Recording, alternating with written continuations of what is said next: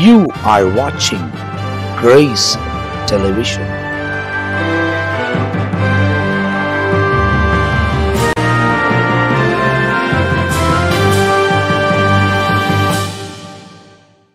ஆண்டவரும் அருமை இரட்சகராக இயேசு கிறிஸ்துவின் நாமத்தினால் உங்கள் யாவருக்கும் எங்கள் அன்பின் வாழ்த்துக்களும் ஸ்தோத்திரங்களும் தெரிவித்துக் கொள்கிறோம்.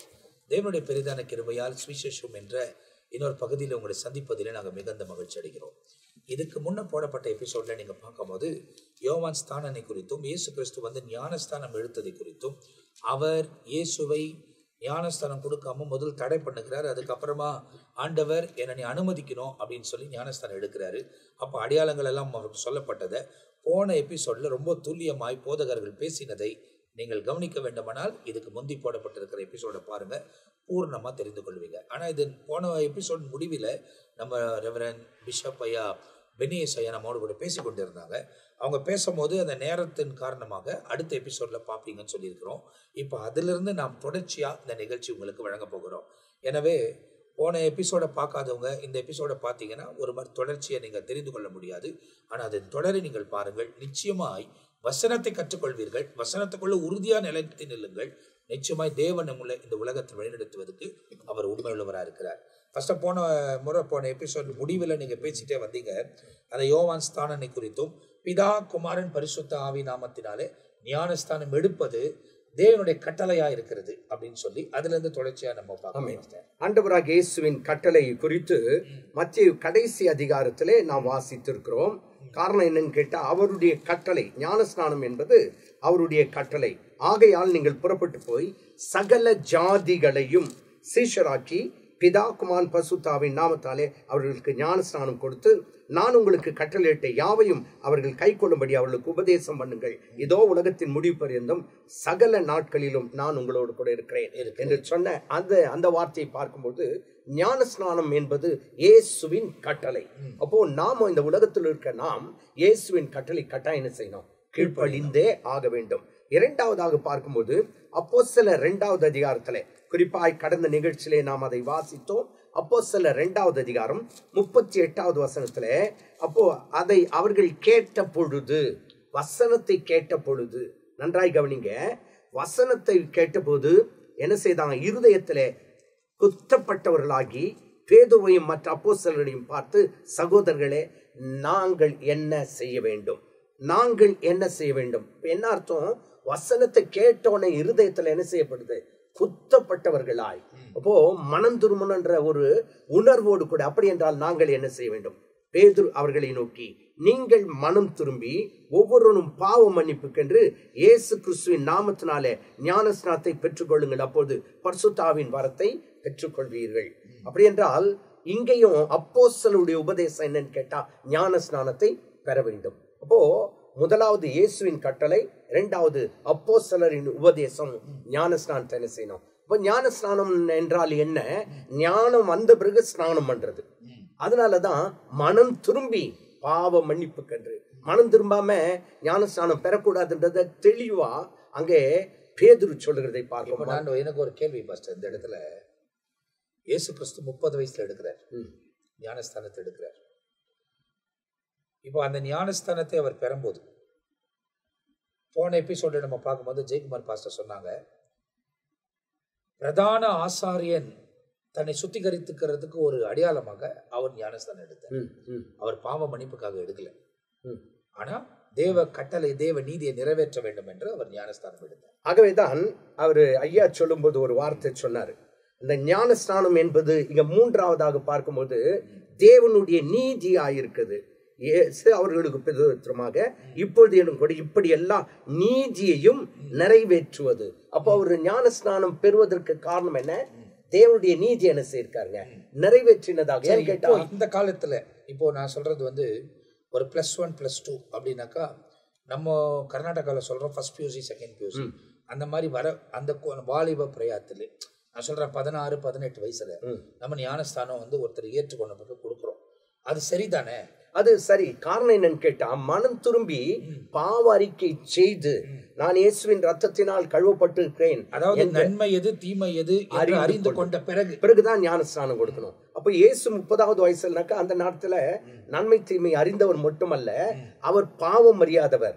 இப்ப இந்த வசனத்தின்படி பார்த்தா அவர் நீதியை நிறைவேற்றதான் அங்கே ஞானஸ்நானம் பெறுகிறார். அப்போ இயேசுவின் கட்டளை, அப்போஸ்தலருடைய உபதேசம், அதே நேரத்துல ஞானஸ்நானம் என்பது தேவனுடைய நீதி. அதன் பிறகு ஞானஸ்நானம் என்றால் என்ன? ரோமர் 6வது அதிகாரத்தை எடுத்துக்கொண்டு 3-4 வசனத்தை வாசித்து பார்க்கலாம். ஞானஸ்நானம் என்றால் என்ன? ரோமர் 6வது அதிகாரம் 3-4 வசனத்தில் என்ன சொல்லப்பட்டிருக்கிறது? கிறிஸ்து இயேசுவுக்குள்ளாக ஞானஸ்நானம் பெற்ற நாம் அனைவரும். நன்றாய் கவனிங்க. கிறிஸ்தேசுக்குள்ளாய் ஞானஸ்நானம் பெற்ற நாம் அனைவரும் அவருடைய மரணத்திற்குள்ளாக ஞானஸ்நானம் பெற்றதை அறியாதிருக்கிறீர்களா? அடுத்து வசனம்.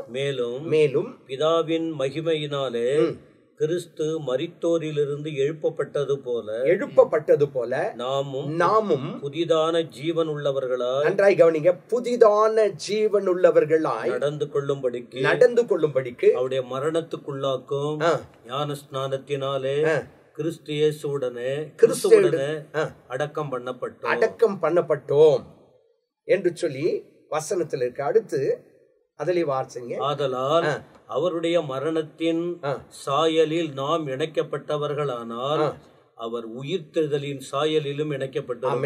இத புரியும்படியாய் சொல்லுகிறேன். இதை விளக்கணும்னாக்கா நிறைய நேரம் ஆகும். உதாரணமா, பாவியா ஒரு மனுஷன் இருக்காரு. அவர் என்ன செய்யறாரு? பாவ அறிக்கை செய்துட்டு இப்போ மனம் திரும்புகிறார் என்று சொன்னால் அது என்ன ஆகுது? கிறிஸ்து எப்படி அடக்கம் பண்ணப்பட்டாரோ அதே போல தண்ணிக்குள்ள போயிட்டு மேல எழும்பும் போது என்ன ஆகுது அப்படின்னு சொன்னா அவர் நினைவு கூறுகிறோம். அப்போ பாவியா உள்ள போறோம், பரிசுத்தரா என்ன செய்யறோம்? மேல வர்றோம். இதுதான் ஞான ஸ்நானத்தின் அடையாளம். அதாவது பாவத்துக்கு நாங்கள் மரித்து நீதிக்கு நாங்கள் பிழைக்கிறோம் என்பதற்கு அடையாளமா தான் தண்ணிக்குள்ள போயிட்டு நாம என்ன செய்யறோம்? வெளியே வருகிறோம். அதை தான் இங்கே சொல்லப்பட்டிருக்குது. அப்படி என்றால் அடுத்து ஒரு கேள்விக்குறி வரலாம். இன்னொன்னு, ஞான ஸ்நானத்தின் மூலமாய் நாம் எதை கற்றுக்கொள்கிறோம் என்றால், கலாத்தியர் 3வது அதிகாரம் 27வது வசனத்தை பாருங்களேன். கலாத்தியர் 3வது அதிகாரம் 27வது வசனம். ஏனெனில் உங்களில் கிறிஸ்துவுக்குள்ளாக ஞானஸ்நானம் பெற்றவர்கள் எத்தனை பேர்? நன்றாய் கவனிங்க. கிறிஸ்தேசுக்குள்ளாய் ஞான ஸ்நானம் பெற்றவர்கள் எத்தனை பேர்களோ அத்தனை பேரும் கிறிஸ்துவை தரித்து கொண்டீர்களே அப்படின்னு இருக்கு. அப்போ ஞான ஸ்நானம்ன்றது ஆண்டவரை தரித்து கொள்ளுகிற ஒரு அனுபவம். உதாரணமா சொல்றேன். இது உண்மையாகவே அநேகரை பார்க்கும்பொழுது ஞான ஸ்நானம் பெற்றவங்களுடைய முகத்தை பார்த்தாலுமே ஒரு வித்தியாசமா காணப்படும். ரட்சிக்கப்பட்டு உண்மையாகவே மனம் திரும்பி பாவம் மன்னிப்பு ஞான ஸ்நானம் பெற்ற ஒருவருடைய முகத்தை பார்த்தாலுமே தெளிவா தெரியும், ஒரு பிரகாசம். காரணம் என்னன்னு கேட்டா, சில நேரத்துல கேட்டுரும், நீ கிறிஸ்தவங்களான்னு கேட்கிறோம். ஏன்னு கேட்டா அவங்க யாரை தரித்துட்டு இருக்காங்க? இயேசுவை தரித்து கொண்டிருக்கப்படினால் அவருடைய முகத்துல அந்த ஆண்டவருடைய வெளிப்பாடுகளை நம்மால் பார்க்க முடியும். அப்போ ஞானஸ்நானம் பெறுகிற அனுபவம் என்ன என்று கேட்டால், அவரை தரித்து கொள்ளுகிற அனுபவத்தை காட்டுகிறது. அப்போ இதெல்லாம் நான் சொல்லிட்டு வந்தேன். இயேசுவின் கட்டளை, அப்போஸ்தலருடைய உபதேசம், தேவனுடைய நீதி, அது மட்டுமல்ல அப்படிக்கு கிறிஸ்துவுக்குள்ளாய் ஞானஸ்நானம் பெற்ற நாம் அவருடைய மரணத்துக்குள்ளாய் ஞானஸ்நானம் பெறன்றதையும் நாம் பார்த்தோம். அடுத்து என்னன்னு கேட்டா, இப்போ அவரை தரித்து கொள்கிறோம் அப்படின்னு பார்த்தோம். ஆனா அந்த ஞானஸ்நானம் கட்டாயம் தேவைதானா? எடுக்கனாக்க என்ன ஆகும்? அதையும் வாசிக்கலாம். லூக்கா சுவிசேஷம் 7வது அதிகாரம் 29-30 ஆகிய வசனத்தை வாசித்து பார்க்கலாம். லூக்கா 7வது அதிகாரம் 29-30 ஆகிய வசனத்தை வாசித்து பார்க்கலாம். யோவானுடைய உபதேசத்தை கேட்ட, நன்றாய் கவனிங்க, யோவானுடைய உபதேசத்தை கேட்ட ஆயக்காரர் முதலான சகல ஜனங்களும் அவனாலே ஞானஸ்நானம் பெற்று, உபதேசத்தை கேட்ட ஆயக்காரர் முதலான சகல ஜனங்களும், அநேகர், பலவிதமான ஜனம், சகல ஜனங்களும் அவனாலே ஞானஸ்நானம் பெற்று. அப்போ கர்த்தருடைய கட்டளை கீழ்ப்படிஞ்சாங்க, யோவானுடைய வார்த்தைக்கு கீழ்ப்படிந்தாங்க, ஞானஸ்நானமும் பெற்றுக்கொண்டார்கள். ஞானஸ்நானம் பெற்றுக்கொண்டு தேவன் நீதிபரர் என்று அறிக்கையிட்டாங்க. அப்போ ஞானஸ்நானம் பெற்றுக்கிட்டா நம்முடைய இருதயத்துல ஒரு உணர்வு வரும். அதாவது தரித்துக் கொள்வது. பல காரியங்களும் படிப்படியா சொன்னீங்க. கடைசியா தரித்து கொண்டு அடுத்தது தேவன் நீதிபரர் நீதி அறிக்கை செய்கிறார். நீதி உள்ள தேவன் என்பதை அறிக்கை செய்தார்களாம். அடுத்து வசனத்தை வாசி பாருங்களேன். பரிசேயரும் நியாய சாஸ்திரிகளுமோ அவனாலே ஞானஸ்நானம். இவங்க யாருன்னு கேட்டா வேதத்தை நன்றாய் அறிந்தவர்கள், வேதத்தை புரிந்து கொண்டவர்கள். பரிசேயரும் நியாயசாஸ்திரிகளுமோ வென்றால் அவனாலே ஞானஸ்நானம் பெறாமல் தங்களுக்கு கேடுண்டாக தேவனுடைய ஆலோசனை தள்ளினார்கள். அப்போ தேவனுடைய ஆலோசனை, ஞானஸ்நானம் என்பது தேவனுடைய ஆலோசனை, அதை தள்ளுறாங்களாம். இந்த வசனத்தின்படி பார்த்தா ஏன் தள்ளினாங்க, அப்படி தள்ளினா என்ன ஆகும் அப்படின்றதும் இருக்கு. தங்களுக்கு கேடு வருதான், கேடு உண்டாகும்படி தேவனுடைய ஆலோசனை தள்ளினார்கள். அப்போ இன்றைக்கு அநேகர் அப்படிதான் அந்த ஞான ஸ்நானத்தை, தேவனுடைய கட்டளையை, அப்போஸ்தலருடைய உபதேசத்தை, தேவனை தரித்து கொள்வதை, அவரோடு கூட நாம் அடக்கம் பண்ணப்பட்டோம் என்று உணரக்கூடிய அந்த நிலைமையாகிய அந்த ஞான ஸ்நானத்தை நாம் தள்ளுவோம் என்று சொன்னால் வேதம் தெளிவா சொல்லுகிறது, தங்களுக்கு கேடு உண்டாகும்படி அந்த ஞான ஸ்நானத்தை அதை தள்ளினார்கள். இதை கேட்டுக்கொண்டிருக்கிறதான கர்த்தருடைய பிள்ளைகளே, இது தேவனுடைய நீதி மாத்திரமல்ல, அவருடைய ஆலோசனை. அவர் நீதிபரர் என்பதை உணர்ந்து நாம் ஞான ஸ்நானம் பெற வேண்டும். அப்படி ஞான ஸ்நானம் பெறாவிட்டால் நமக்கு கேடு உண்டாகும். அப்படி என்றால் உபத்திரம் வரும், நமக்கு வேதனைகள் பெருகும் என்று வேதம் சொல்லுகிறபடியினால் இந்த வசனத்தின்படியாய் நாம் கற்றுக்கொள்ள வேண்டிய பாடம். நான் சின்ன குழந்தையிலேயே ஞான ஸ்நானம் எடுத்தேன், அதெல்லாம் இல்லை. வசனம் என்ன சொல்லுது?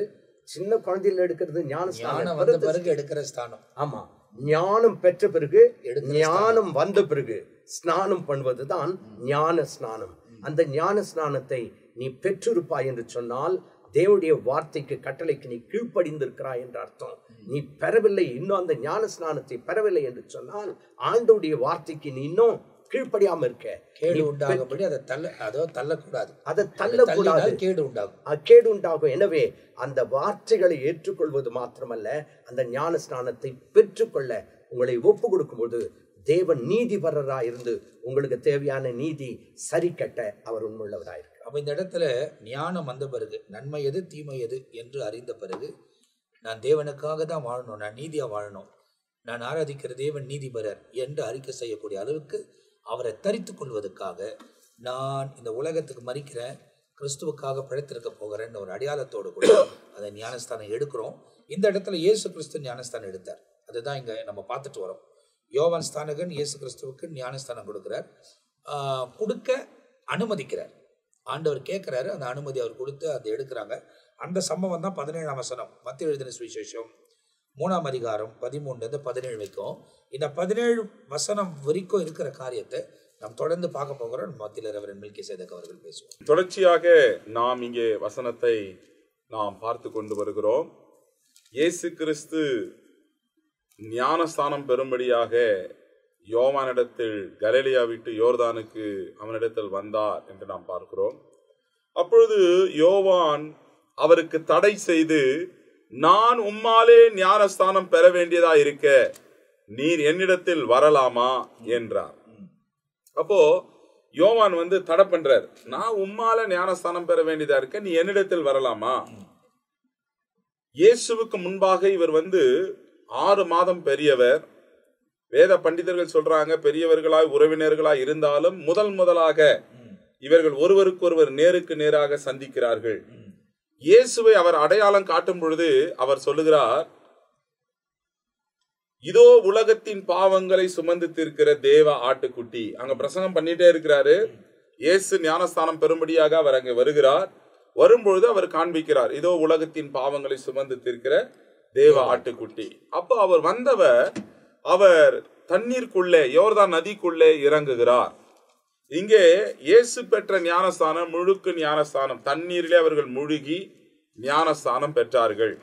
அப்ப இந்த இடத்துல நம்ம பார்க்கும் பொழுது யோவான் அவருக்கு தடை பண்றார். அதுக்கு முன்னதாகவே இந்த 3ஆம் அதிகாரத்திலே நாம 3ஆம் வசனத்திலிருந்து 7ஆம் வசனம் வரைக்கும் நம்ம பார்த்தோம்.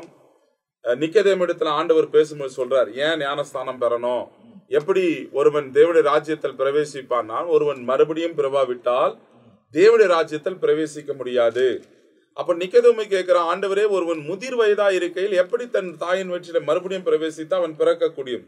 அப்ப ஆண்டவர் சொன்னார், மாம்சத்தில் பிறப்பது மாம்சமா இருக்கும், ஆவியிலே பிறப்பது ஆவியா இருக்கும் என்று ஆண்டவர் இங்கே சொல்லுகிறார். அப்போ தேவன் மறுபடியும் பிறக்க வேண்டும் என்பதை இங்க ஏற்கனவே சொல்லி இருக்கிறார். அப்ப இயேசு கிறிஸ்து ஞானஸ்நானம் பெற்றது என்னன்னா அது கம்பல்சரி இல்ல, அவர் நமக்கு முன்பாக வாழ்ந்து காண்பித்து போனார். முன்மாதிரியை வச்சு போயிருக்கிறார். அவருடைய அடிச்சுவடுகளை நாம் பின்பற்ற வேண்டும். ஒருவேளை இயேசு ஞானஸ்நானம் பெறாத விட்டு இருந்தா இக்காலத்துல எல்லாம் சொல்லிருப்பாங்க, அவரே ஞானஸ்நானம் பெறல, நம்ம எதுக்கு அப்படின்னு கேட்பாங்க இல்லையா?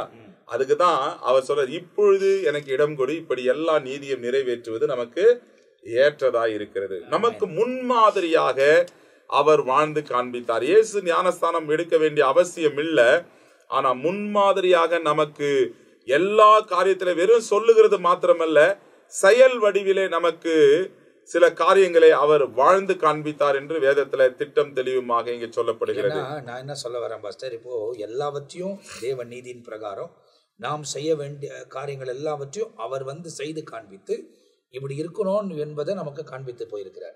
அதனால்தான் கன்னியாகிய மரியாதை தெரிந்து கொண்டு தாயின் கருவிலிருந்து அவர் உருவாக்கப்பட்டு அதுல இருந்தே அந்த வளர்ந்து ஒரு பக்கம் 100% அவர் தேவனுடைய குமாரனா இருந்தாலும் மனுஷ மாம்சத்தில் அவர் வந்ததுனால மனுஷகுமாரனாக இந்த உலகத்தில் உலாவினார். அப்போ அவர் ஆண்டவர் அனுப்பியிருந்தா டைரக்டா அவர் அனுப்பியிருக்கலாம் அப்படின்னு. ஆனா எல்லாவற்றிலும் அந்த நீதியை நிறைவேற்ற வேண்டும் என்ற ஒரு நோக்கம் பரலோகத்துக்கும் இருக்குது, அவருக்கும் இருக்குது. அதனால்தான் பிதாவின் சித்தத்தை நிறைவேற்றுவதே என் போஜனமா இருக்குதுன்னு சொன்னார். இயேசு எதுவுமே சுயமா பேசல, அவர் மரண பரியந்தம், வசனம் சொல்லுகிறது, சிலுவையின் மரண பரியந்தம் தம்மை தாழ்த்தி பிதாவின் சித்தத்தையே நிறைவேற்றி வந்தார். அதனால்தான் வானூர் பூதலத்தோர் பூமியின் கீழாருடைய எல்லா முழங்களும் முடங்கத்தக்கதாக எல்லா நாமத்துக்கும் மேலான நாமத்தை அவருக்கு தந்தருளினார் என்று பிலிப்பியர் 2ஆம் அதிகாரம் 9ஆம் வசனங்களிலே நாம் பார்க்கிறோம். அப்போ இங்க இடத்துல நம்ம பார்க்கும்பொழுது தேவனுடைய நீதியை நிறைவேற்றுவது, ஞானஸ்தானம் என்பது தேவனுடைய நீதி. அப்போ அப்போஸ்தலர் 1ஆம் அதிகாரத்துல ஆண்டவர் சொல்லும் பொழுது சொல்றாரு, 1ஆம் அதிகாரம் 5ஆம் வசனத்திலிருந்து பாருங்க, ஆகையால் நீங்கள் எருசலேமை விட்டு போகாமல் என்னிடத்தில் கேள்விப்பட்ட பிதாவின் வாக்குத்தத்தம் நிறைவேற காத்திருங்கள் என்று கட்டளையிட்டார். அப்பொழுது கூடி வந்திருந்தவர்கள் அவரை நோக்கி, ஆண்டவரே, இக்காலத்திலா ராஜ்யத்தை இஸ்ரவேலுக்கு திரும்ப கொடுப்பீர் என்று கேட்டார்கள். அதற்கு அவர், பிதாவானவர் தம்முடைய ஆதீனத்திலே வைத்திருக்கிற காலங்களையும் வேலைகளையும் அறிகிறதுக்கு உங்களுக்கு அடுத்ததல்ல. பரிசுத்த ஆவி உங்களிடத்தில் வரும்போது நீங்கள் பலனடைந்து எருசலேமிலும் யூதேயா முழுவதிலும் சமரியாவிலும் பூமியின் கடைசி பரியந்தம் எனக்கு சாட்சிகளாய் இருப்பீர்கள் என்றார். இப்போ யோவான் ஸ்நானகன் சொன்ன அந்த காரியம், எனக்கு பின்னாக ஒருவர் வருகிறார், அவர் அக்கினியினாலும் பரிசுத்த ஆவியினாலும் உங்களுக்கு ஞானஸ்தானத்தை கொடுப்பார் என்று சொல்லி, இயேசு கிறிஸ்து உயிர் தெழுந்த பிற்பாடு சொல்றார், பரமேறுவதற்கு முன்பதாக நீங்கள் எருசலேம் நகரத்திலே தரித்திருங்கள், உன்னதத்தில் இது வரும் பலனால் நீங்கள் தரிப்பிக்கப்படும் வரை இங்கேயே இருங்கள் என்று ஆண்டவர் அடுத்த பரிசுத்தாவின் ஞானஸ்தானத்தை குறித்து இங்கே பேசுகிறார். அப்ப பாருங்க, இயேசு பிதாவினுடைய சித்தத்தை நிறைவேற்றினார் என்று நாம் இங்கே பார்க்கிறோம். அதனாலதான் யோவான் அவருக்கு தடை செய்து, நான் உம்மாலே ஞானஸ்தானம் பெற வேண்டியது இருக்க, நீ என்னிடத்தில் வரலாமா அப்படின்னு கேட்கிறார். அப்ப 15வது வசனத்துல மிகவும் ஒரு முக்கியமான காரியம், இயேசு அவனுக்கு பிரதியுத்தரமாக, இப்பொழுது இடம் கொடு, இப்படி எல்லா நீதியும் நிறைவேற்றுவது நமக்கு ஏற்றதா இருக்கிறது. தேவனுடைய நீதி என்பது நிறைவேற்றப்படும்.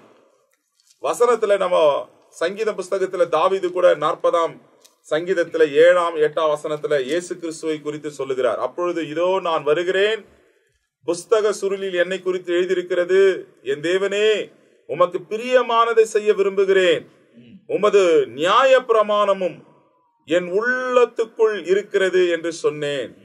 அப்ப இயேசு வந்த நோக்கம் என்னன்னா, தேவனுக்கு பிரியமானதை செய்ய, கர்த்தர் பிதாவனுக்கு பிரியமானதை செய்ய அவர் தன்னையே ஒப்பு கொடுத்தார் என்று நாம் பார்க்கிறோம். இயேசு யோவான் 4ஆம் அதிகாரத்துல பேசிக் கொண்டிருக்கும் பொழுது கூட இயேசு அவர்களை நோக்கி, நான் என்னை அனுப்பினுடைய சித்தத்தின்படி செய்து அவருடைய கிரியைகளை முடிப்பதே என்னுடைய போஜனமா இருக்கிறது. இதைதான் யோவான் கிட்ட சொல்றாரு, இப்படி செய்வது எல்லாம் நீதியை நிறைவேற்றுவது நமக்கு ஏற்றதா இருக்கிறது. அப்போ சொல்லும் பொழுது ஆண்டவரே சொல்றாரு, இப்படி தேவனுடைய அவருடைய சித்தத்தின்படி செய்து அவருடைய கிரியை முடிப்பதே, அவர் உலகத்திற்கு தேவன் இயேசுவுக்கு கொடுத்த அந்த டாஸ்கை முடிக்க வேண்டும், இப்படி செய்து முடிக்க வேண்டும் என்பது அதுதான் என்னுடைய போஜனமா இருக்கிறது. என்ன போஜனம்? பிதாவின் வேலையை செஞ்சு முடிச்சா போதும்பா. சில பேர் சொல்லுவாங்க, சாப்பிடுங்க, உங்களை பார்த்ததே எனக்கு சாப்பிட்ட போல இருக்குதுங்க, உங்களெல்லாம் சந்திச்சதே என ரொம்ப நான் சாப்பிட்ட மாதிரி இருக்குதுன்னு சொல்லுவாங்க. எதனா அது ஒரு சாட்டிஸ்பேக்ஷன். அப்ப இயேசுவுக்கு என்ன சாட்டிஸ்பேக்ஷன்னா, பிதாவின் சித்தத்தை செய்து முடிச்சுட்டா போதும். அப்போ ஒவ்வொரு அடியும் ஒவ்வொரு நடையும் இயேசு எதை செஞ்சாருன்னா பிதாவின் சித்தத்தையே செய்ய வந்தார் என்பதை வேத சான்றுகள் இங்கே கூடுகிறது.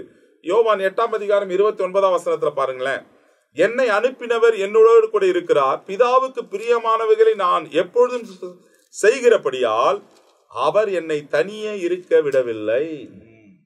நான் தனியா இல்ல, ஐ எம் நாட் அலோன். இல்ல, அதுக்கு ஒரு காரணம் சொல்றாரு அவரு, நான் எப்பவுமே அவர் சித்தத்தை செய்கிறபடி. அதுதான் சொல்றாரு, என்னை அனுப்பினவர் என்னோடு கூட இருக்கிறபடியால் பிதாவுக்கு சித்தமானவைகளை நான் எப்பொழுதும் செய்கிறபடியால் நான் தனியா இல்ல, எப்பவுமே எனக்கு கூடவே அவர் இருக்கிறார் என்று சொல்லுகிறார். அப்ப பிதாவின் சித்தத்தை ஒரு மனுஷன் செஞ்சா கர்த்தர் அவனோடு கூட இருப்பார். ஆமென், ஆமென். அப்போ இந்த இடத்துல நிறைய காரியங்கள் ரொம்ப துல்லியமாய் அறிவிக்கப்படுகிறது. ஆவியானவர் வெளிப்படுகிறத நம்ம ஒவ்வொரு காரியத்திலும் பார்க்கிறோம். பிதாவின் சித்தத்தை நிறைவேற்ற தொடங்கினால் அவர் நம்மோடுவே இருந்து நம்மை வழிநடத்துவார். அவர் பிதாவின் சித்தத்தை பூர்ணமாய் நிறைவேற்றினபடியால் அவர் தனித்து விடப்படவில்லை, நாமும் தனித்து விடப்பட போவதில்லை. நம்ம பிதாவின் சித்தத்தை நிறைவேற்றினோமானால். இந்த யோவான் ஸ்தானனை குறித்தும் அவர் இயேசு கிறிஸ்துக்கு ஞானஸ்தானம் கொடுத்ததையும் ஏராளமான வசனங்களை கொண்டு நாம் தியானித்துக் கொண்டு வருகிறோம். தொடர்ந்து இதை குறித்து நம் மத்தியில ரெவரண்ட் ஜான் பீட்டரை அவர்கள் பகிர்ந்து கொள்ள போகிறார்கள். போதகர் சொன்ன அந்த வார்த்தையை ஒட்டிய சில காரியங்களை நான் சொல்ல விரும்புகிறேன். 13ஆம் வசனத்தில் பார்த்தோம், யோவானால் ஞான ஸ்நானம் எடுக்க. ஏன்னா அந்த இடத்துல அந்த இடத்தில் ஒரு திரள் கூட்டத்திற்கு போதகர் ஸ்தானத்தில் ஆண்டவர் நியமித்தது யோவான். அன்றைய நிலையில் ஒரு தலைவராக, ஒரு போதகராக, ஒரு வழிகாட்டியாக தேவ பிரமாணத்தை நிறைவேற்றுவதற்கு ஆயத்தப்படுத்தப்பட்ட ஒருவர் யோவான். வேறு யாராவது அந்த இடத்தில் இருந்திருந்தால் கூட்டம் கூட்டமா அந்த பிரிவு ஏற்பட்டிருக்கும். ஒருத்தரும் அங்க இன்றைய நாட்களை போல. அப்போ அன்றைக்கு அந்த பிரிவு இல்லாததினால் ஒற்றுமையாக செயல்படுவதற்கு ஒரே ஒரு தலைவர். இயேசுவுக்கு பிறகு சீஷர்களுக்கு பிறகுதான் பவுல் காலங்களில் வித்தியாசமான திருச்சபைகள் உருவாகி பல தலைவர்கள். அப்போ இதில் என்ன சொல்கிறேன்னா, ஒரு ஆண்டவர் நியமித்த காரியம். இப்போ அந்த இடத்துல இயேசு வந்தார். யோவான் யார் என்பதை குறித்து அந்த வசனத்தில் பார்த்தோம். யோவான் தான் அந்த இடத்துல முக்கியப்படுத்தப்பட்டிருக்கிறார். ஆகவே இயேசு கிறிஸ்து தேவனாய் இருந்தாலும் மனிதனாய் வந்ததினால் அங்கே தான் வரணும்.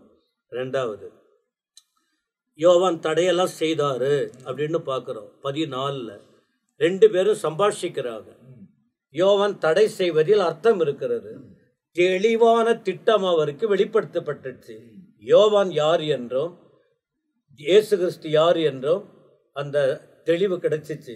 ஒரு முறை பேதுரு கூட சொல்றாரு பாருங்க, அந்த ஆண்டவர் இயேசு சிலுவைக்கு போவதற்கு முன்ன யோவான் 13ஆம் அதிகாரம் 5-8, யோவான் 13:5-8 பார்க்கும்போது, ஆண்டவர் தம்முடைய வேலை வந்தது என்று அறிந்து அவர் தாம் உடுத்தி இருந்த அந்த வஸ்திரத்தை கழற்றி ஒரு சிறிய வஸ்திரத்தை அறையிலே கட்டி கொண்டு எல்லா சீஷருடைய பாதங்களை கழுவுகிறார், பந்தி கொடுக்கறதுக்கு ஆயத்தப்படுத்துறார். அந்த இடத்துல பார்க்கும்போது பேதுருக்கிட்ட வந்த போது பேதுரு சொல்றாரு, இது நாங்க தான் உமக்கு அதை செய்யணும். இப்போ இந்த 3ஆம் அதிகாரத்தில் பாருங்க, யோவான் அவருக்கு தடை செய்து, நான் உம்மாலே ஞானஸ்நானம் பெற வேண்டியதா இருக்க நீர் என்னிடத்தில் வரலாமா என்று இந்த இடத்துல யோவான் ஸ்நானன் இயேசுகிட்ட கேட்கிறாரு.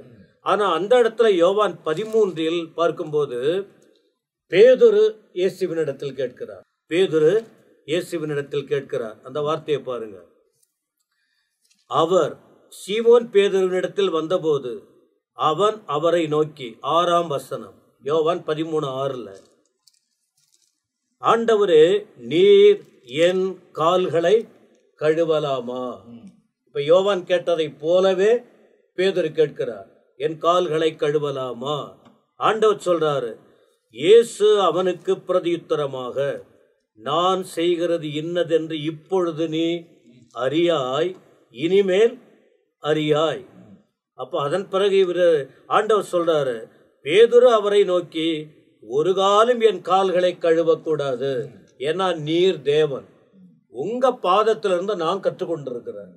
உமக்கு போயிட்டு நீங்க எங்களை இதெல்லாம் செய்ய கூடாது என்று தன்னுடைய வார்த்தைகளை சொல்லுகிறார். ஆண்டவர் சொல்றாரு, இப்போ உனக்கு தெரியாதுப்பா, நான் செய்ய வேண்டிய கடமை நான் அதை செய்யணும். அப்படி இல்லைன்னா என்கிட்ட உனக்கு பங்கு இல்லை. நான் மேலிருந்து வந்தவர், என் காரியங்களை நான் செய்யறேன்.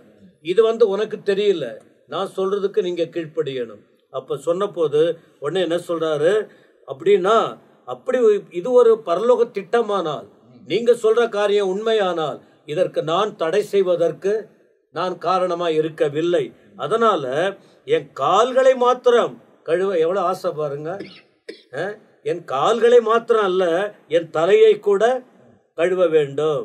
அப்பொழுது ஆண்டவர் ஒரு உபதேசம் கொடுக்கிறார். முழுகிறவன் தன் கால்களை மாத்திரம் கழுவ வேண்டியதா இருக்கும், மற்றபடி அவன் முழுவதும் சுத்தமாய் இருக்கிறான். நீங்களும் சுத்தமாய் இருக்கிறீர்கள், ஆகிலும் எல்லாரும் அல்ல. ஒரு புள்ளி வைக்கிறாரு, யார யூதாச மைண்ட்ல வச்சுக்கிட்டு அவர் சொல்றாரு. அப்ப இந்த சம்பாஷணைக்கு பிறகு என்ன சொல்றாருன்னா, 15ஆம் வசனத்துல, நான் உங்களுக்கு செய்தது போல நீங்களும் செய்யும்படி உங்களுக்கு மாதிரியை காண்பித்தேன். இதே சம்பாஷணை தான், இதே ஸ்டேட்மெண்ட் தான், இதே அனுபவம் தான் இந்த இடத்தில் இருக்கிறது. அந்த மாதிரியை காண்பிக்கிறார். அதான் அந்த மாதிரியை காண்பிக்கிறார். தடை செய்தார் யோவான், தடை செய்தார். அப்பதான் சொல்றாரு, நான் உம்மாலே ஞான ஸ்நானம் பெற வேண்டியதா இருக்க நீர் என்னிடத்தில் வரலாமா? 15ஆம் வசனத்துல சொல்லுகிறார் என்ன, இயேசு அவனுக்கு பிரதியுத்தரமாக, இப்பொழுது இடங்கொடு, இப்பொழுது இடங்கொடு, இப்படி எல்லா நீதியை நிறைவேற்றுவது நமக்கு ஏற்றதாய் இருக்கிறது என்றார். அப்பொழுது அவருக்கு இடம் கொடுத்தான். அப்படின்னா இயேசு யார்? 14ஆம் வசனத்துல 13-14 சொன்ன யோவான் யார்? யோவானுக்கு இயேசுவுக்கு உள்ள சம்பாஷணையை பார்த்தோம்.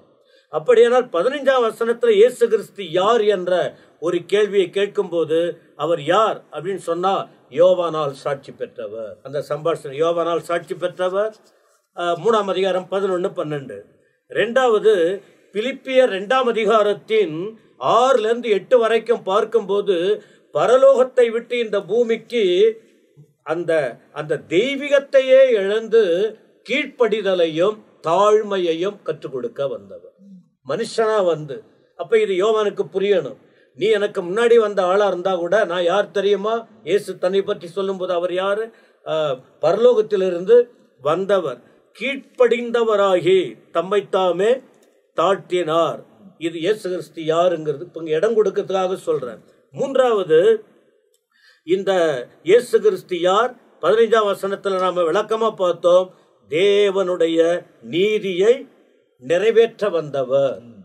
இந்த தேவ நீதியை நிறைவேற்ற வந்தவர் சொல்லும் போது ஏசாயா 53:11 ஏசாயா ஒரு வார்த்தை சொல்லுகிறார், இவர் என்னுடைய தாசன், அவர் நீதிபரர், இந்த நீதிக்காகவே வந்தார் என்று இயேசு கிறிஸ்துவின் பாடு மரணத்தை குறித்து விளக்கி சொல்லும் போது 53ஆம் அதிகாரத்தில் பார்க்கிறோம். இப்ப இந்த சத்தியத்தை அறியும் போது யோவான் பார்த்தார், இதற்கு மேல நாம சம்பாஷித்து நேரத்தை வீணடிப்பது நல்லது அல்ல அப்படின்னு சொல்லிட்டு வசனம் சொல்லுகிறது. அப்ப அநியாயம் நிறைந்த உலகத்தில் மற்றவங்க நீதிபரர் என்று அறிக்கையிட்டு ஞானஸ்நானம் எடுத்தாங்க. இவர் நீதிபரராகவே இருக்கிறார், இவர் நீதிபரர் என்று சொல்லி அறிக்கையிட்டு இவர் ஞானஸ்நானம் எடுக்க அவசியம் இல்லை. அதனால இந்த சத்தியம் அறிந்த சில நேரத்துல மனுஷனா இருந்தாலும் எல்லா தெய்வீகமும் தெரியாது. யோவான் அபிஷேகத்தால் நிரப்பப்பட்டாலும் எல்லா தெய்வீகம் அவருக்குள்ள இருந்தாலும் சில காரியம் மறைக்கப்பட்டதுனால தான் தடை பண்றாரு. எல்லாம் தெரிஞ்சதுதான், உடனே பண்ணலையே, எல்லாம் சாட்சி வெளிப்படுத்தப்பட்டது.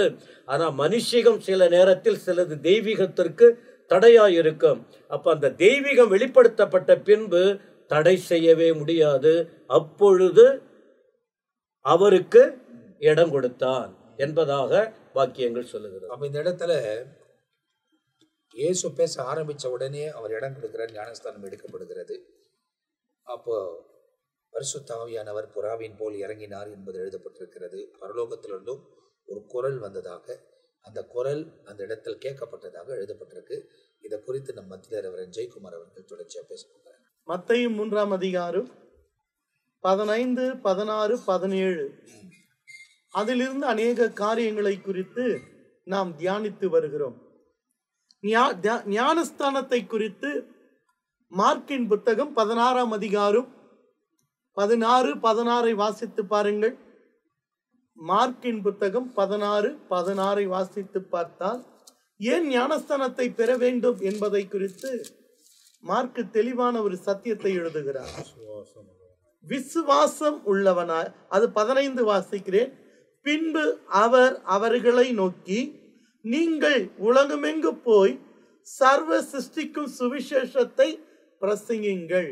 ஆண்டவராகிய இயேசு கிறிஸ்து பூமியில் வாழ்ந்த நாட்களிலே தன்னுடைய சீஷர்களுக்கு ஒரு காரியத்தை கற்றுக் கொடுக்கிறார். அது என்னன்னு சொன்னா 15ஆம் வசனம் சொல்கிறது, பின்பு அவர் அவர்களை நோக்கி, நீங்கள் உலகமெங்கு போய் சர்வ சிருஷ்டிக்கும், ஏதோ குறிப்பிட்ட கோத்திரத்துக்கோ ஆண்டவர் சொல்லல, குறிப்பிட்ட நாட்டுக்கு சொல்லல, சர்வ சிருஷ்டிக்கும் நீங்க என்ன செய்யுங்க, சுவிசேஷத்தை பிரசங்கியுங்கள்.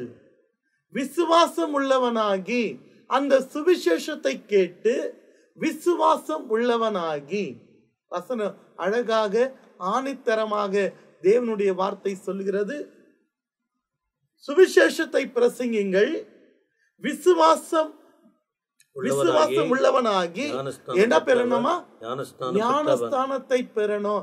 யாரெல்லாம் இந்த பூமியிலே ஆண்டவராகிய இயேசு கிறிஸ்துவை விசுவாசிக்கிறார்களோ அவர்கள் எல்லாம் கட்டாயம் என்ன பெறணுமா, ஞானஸ்தானம் பெற வேண்டும். அப்போ ஏன் பெற வேண்டும் சொன்னா, ஞானஸ்தானம் பெற்றவன் தான் ரட்சிக்கப்படுவான். அப்போ ஞானஸ்தானம் என்பது நான் ரட்சிக்கப்பட்டேன் என்பதற்கு அடையாளம். ஞானஸ்தானம் என்பது ஆண்டவராகிய இயேசுவை நான் இரட்சகராக ஏற்றுக்கொண்டேன் என்பதற்கு அடையாளம். ஞானஸ்தானம் என்பது அவரை விசுவாசிப்பதற்கு அடையாளம்.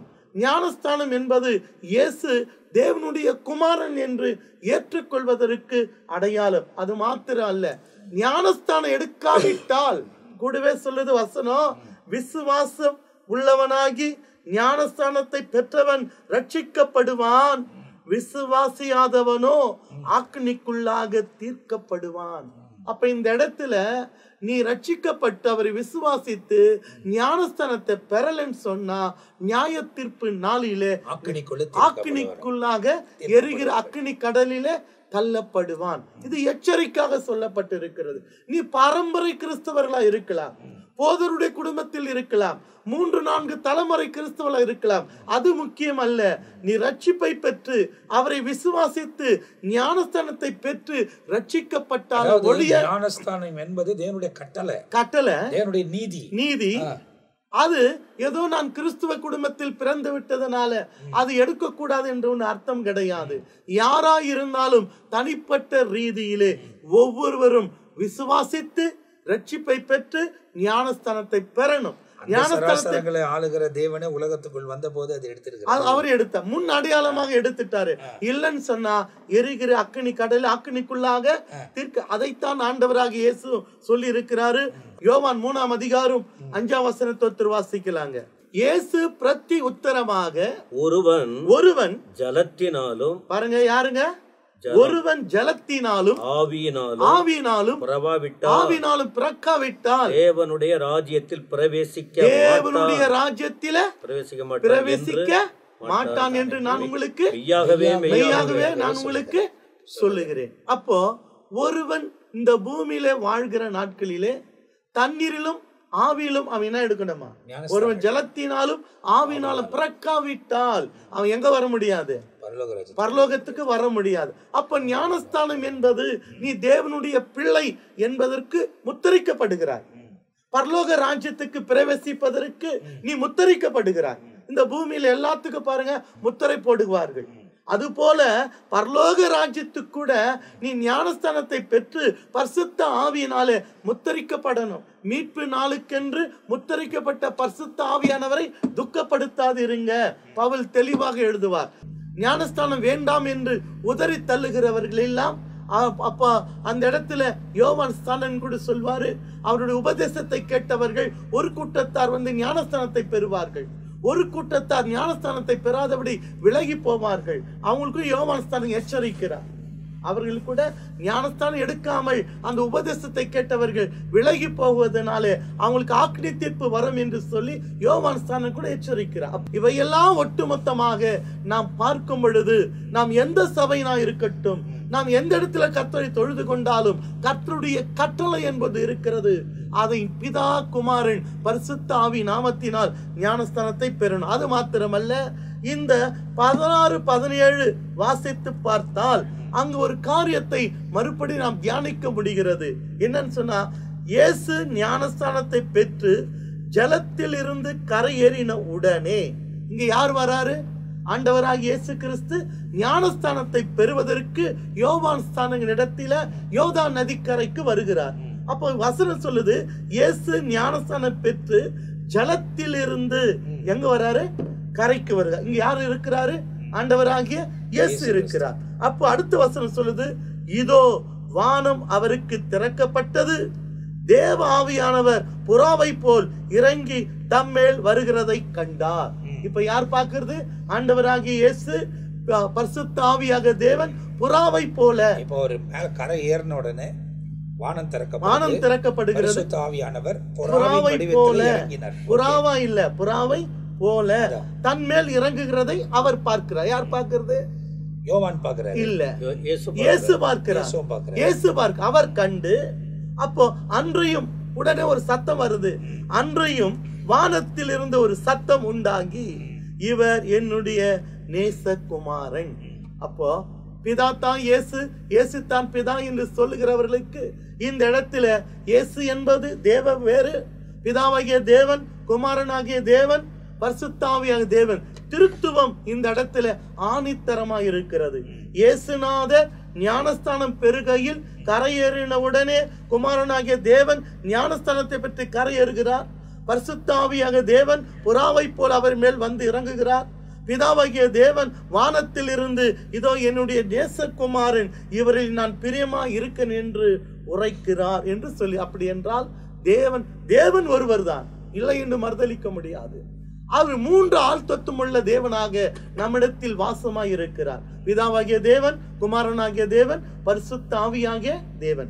இன்னொரு காரியத்தை இங்க பார்க்க முடிகிறது. லூக்காவின் புத்தகம் 3ஆம் அதிகாரம் 21ஆம் வசனத்தை வாசிக்கலாம். லூக்கா 3ஆம் அதிகாரம் 21. ஜனங்கள் எல்லோரும் ஞானஸ்தானம் பெற்ற பொழுது, போதுங்க, ஜனங்கள் எல்லோரும் என்ன எடுத்தாங்களா? ஞானஸ்தானத்தை எடுக்கிறாங்க. ஜனங்கள் எல்லோரும் என்னத்தை எடுக்கணும்? ஞானஸ்தானம் பெற்ற உடனே பெற்றார்கள். வாசிங்க. இயேசுவும் ஞானஸ்தானம் பெற்று, இயேசுவும் இப்ப இங்க என்ன எடுக்கிறாங்க? ஜனங்கள் மாத்திரமல்ல, இயேசுவும் ஞானஸ்தானத்தை பெற்று ஜெபம் பண்ணுகையில். போதுங்க, இயேசு ஞானஸ்தானத்தை பெற்ற பிறகு என்ன செஞ்சாரு? ஜெபம் பண்ணாரு. அப்படி என்றால் ஞானஸ்தானம் பெற்றவங்க கட்டாயம் ஜெபிக்கணும். என்ன செய்யணும்? இயேசு எப்பவுமே ஜெபிக்கிறார், நம்ம இல்லை என்று சொல்ல முடியாது. வேதத்தை நமக்கு ஆதாரம் இருக்கிறது. ஞானஸ்தானத்தை பெற்ற உடனே அவர் என்ன செய்தாரா? ஜெபித்தார். ஜெபிக்கும் போது என்ன நடக்கிறது? வானம் அவருக்கு திறக்க. வசனம் வாசிங்க ஐயா. வானம் திறக்கப்பட்டது. வானம் திறக்கப்பட்டது. அப்படி என்றால் இதை நம்ம தியானிக்கலாம். ஞானஸ்தானம் பெற்றவர்கள் கட்டாயம் என்ன செய்யணும்? ஜெபிக்கணும். நீ ஜெபிக்கும் பொழுது கர்த்தர் வானத்தை உனக்கு திறக்க வல்லவராய் இருக்கிறார். அப்போ ஜெபம் என்பது ஒரு கீ மாதிரி, சாவி மாதிரி. சாவி வச்சு என்ன செய்யறோம்? பூட்ட வேண்டியதை பூட்டுறோம், திறக்க வேண்டியதை திறக்கிறோம். அது போல ஜெபம் என்பது ஒரு சாவி மாதிரி. அவருடைய நாமத்தினால பூட்ட வேண்டியதெல்லாம் பூட்டுறோம், திறக்க வேண்டியதெல்லாம் திறக்கிறோம். அப்படி என்றால் ரட்சிக்கப்பட்டு ஞானஸ்தானத்தை பெற்றவர்கள் யாவரும் கட்டாயம் ஜெபிக்க வேண்டும் என்று பரிசுத்த வேதம் நமக்கு ஆணித்தரமாக சொல்லப்படுகிறது. அதுக்கு முன்னாடியாலும் தான் இயேசு ஞானஸ்தானம் பெற்று ஜெபம் பண்ணுகையில் வானம் திறக்கப்பட்டது என்றால், ஞானஸ்தானத்தை பெற்ற பிறகு 1 மணி நேரம் கூட ஜெபிக்கலன்னா எங்க உனக்கு வழி திறக்கப்படும்? ஜெபம் இல்லாத வாழ்க்கை கிறிஸ்தவ வாழ்க்கையே அல்ல. ஜெபடி பழமொழி சொல்வாங்க, ஜெபம் இல்லாத வீடு கூரையில்லா வீட்டுக்கு சமம். ஒரு கூரை போடுவது நமக்கு ஆபத்து வரும், மழைக்கும் காற்றுக்கும் புயலுக்கும் நம்மை சேதப்படுத்தாதபடி நாம் போட்டிருக்கிற கூரை தாங்கி பிடிக்கிறது. அதை கொப்பிட்டா முன்னோடி சொன்னாங்க, ஜெபம் இல்லாத வீடு கூரையில்லா வீட்டுக்கு சமம் என்றால் எங்கு ஜெபம் இல்லையோ, எந்த குடும்பத்தில் ஜெபம் இல்லையோ பாதுகாப்பு இல்லை. கூரைக்குள்ள எல்லாமே இருக்கிறது, எல்லாத்துக்கும் பாதுகாப்பு. ஜெபம் என்பது நாம் தலைக்கு மேல போடுகிற கூரை மாதிரி. அது 1 மணி நேரம் போடுறோமா இல்ல 2 மணி நேரம் ஜெபிக்கிறோமா, நீ எவ்வளவு நேரம் கூட்டுகிறாயோ அவளுக்கு மேல உறுதியான ஒரு நல்ல காங்கிரீட் போடுறன்னு அர்த்தம். அந்த முன்னோடிகள் அனுபவத்தில் சொன்னாங்க, ஜெபமில்லாத வாழ்க்கை கிறிஸ்தவ வாழ்க்கையே அல்ல. அப்படி என்றால் இயேசு ஜெபம் பண்ணுகையில், இயேசு ஞானஸ்தானம் பெற்று ஜெபம் பண்ணுகையில் வானம் திறக்கப்பட்டது என்றால் ஞானஸ்தானத்தை பெற்றவர்கள் கட்டாயம் ஜெபிக்க வேண்டும் என்பது இதன் வழியாக கர்த்தர் நமக்கு போதிக்கிறார். அப்ப இந்த இடத்துல இந்த வசனத்தை அவங்களுக்கு வெளிப்படுத்தப்பட்டபடி எல்லா கோணங்களிலும் நாம் பார்த்திருக்கிறோம். ஏன்னா அடுத்தது நம்ம 4ஆம் அதிகாரத்துக்குள்ள போக போறோம். இந்த இடத்துல நிறைய காரியங்கள் சொல்லப்பட்டிருந்தாலும் பரலோகத்தில் இந்த குரல் கேட்கிறது. அந்த இடத்துல கர்த்தர் தம்முடைய மகிமை விளங்க பண்ணினார், பரிசுத்த ஆவியானவர் இறங்கினார்.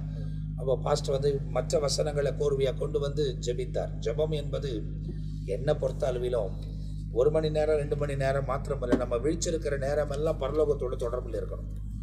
அவரோடு கூட பேசி அவர் பேசுகிறத கேட்கறது தான் ஜெபம். நாம மாத்திரம் பேசிக்கொண்டு இருக்கிறது மாத்திரமல்ல, அதிகமாய் கேள். கர்த்தர் தம்முடைய மகிமையை விளங்க பண்ணுவார், ஆண்டவர் விளங்க பண்ணுவார். ஏன்னா ஆபிரகாமிலிருந்து மோசையிலிருந்து எல்லாருமே நிறைய பேசுறதா சொல்லப்படவே இல்லை. ஆண்டவர் கூப்பிட்ட போது இதோ அடியேன் அப்படின்னு உட்கார்ந்தாங்க. கர்த்தர் தான் எல்லாத்தையும் பேசினாரு, ஜெயத்தோடு வாழ்ந்தார்கள்.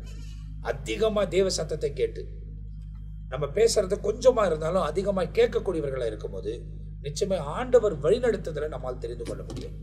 அந்த தேவனோடு கூட உறவாடுகிற, தேவனோடு கூட பேசுகிற, கேட்கிற அனுபவத்தை தான் ஜெபம் என்ற ஒரு வார்த்தையில் சொல்லுகிறார்கள். ஆகையால் தொடர்ந்து இந்த வசனங்களை நாம் தியானிக்க போகிறோம். ஏராளமான காரியங்கள் நம்ம வசனத்தை தியானித்தா நிறைய தியானித்து கொண்டே இருக்கலாம், நம்ம முன்னேறி போக முடியாது. ஆனால் நம்ம தொடர்ந்து சொல்ல வேண்டிய சில காரியங்களை சொல்லி அடுத்த அதிகாரங்களுக்குள்ள போக போகிறோம். இவ்வளோ நேரம் இந்த நிகழ்ச்சியை பார்த்து கொண்டிருந்தீங்க. அதே நேரத்தில் நீங்களும் வசனத்தை தியானிங்க, ஆண்டவர் உங்களோடு கூட இடைப்படுவார். அடுத்த எபிசோட்ல நம்ம மீதியான காரியங்களை நாம் பார்க்க போகிறோம். நாங்கள் ஊழியக்காரர்களும் தேவனுடைய பாதத்திலிருந்து அநேக வார்த்தைகளும் வெளிப்பாடுகளும் நம்ம மத்தியில் கொண்டு வருகிறார்கள். ஒவ்வொரு எபிசோட்லையும் நிறைய வெளிப்பாடுகளை தெரிந்து கொள்வதற்கு ஆண்டவர் உதவி செய்கிறார். எனவே இந்த ஞானஸ்தானத்தை குறித்து ஏராளமான காரியங்களை படிச்சிருக்கிறோம். ஏன்னா இப்போ அடுத்தது மார்க்லேயும் வருது, லூக்காவிலையும் வருது, யோவான்லேயும் வருது. அதெல்லாம் அந்த புத்தகங்கள் வரும்போது கூட இதை குறித்து நிறைய காரியங்கள் பேசப்படும். ஆனால் ஒருவேளை இதை முன்ன பேசியிருக்கிறோம் அப்படின்னு சொல்லி வேற காரியங்களையும் அந்த நாட்களில் வெளிப்படுத்தக்கூடும். ஏன்னா அடுத்த அதிகாரங்களுக்கு போக போகிறோம். தொடர்ந்து இந்த நிகழ்ச்சியோடு கூட இணைந்திருங்க. இதை பார்க்குற நீங்கள் மற்றவங்களோட கூட ஷேர் பண்ணுங்கள். இந்த யூடியூப் சேனலை சப்ஸ்கிரைப் பண்ணிக்கொள்ளுங்க. ஏன்னா தொடர்ந்து வரக்கூடிய காரியங்கள் உங்களுக்கு நோட்டிஃபிகேஷனாக வரும். பாருங்கள், தேவன் பெரிய காரியங்களை செய்வார். அடுத்த எபிசோட உங்களை சந்திக்கிற வரை இப்போது நாங்கள் உங்ககிட்ட விடைபெறுகிறோம். கர்த்தர் உங்களை ஆசீர்வதிப்பாராக. ஆமென்.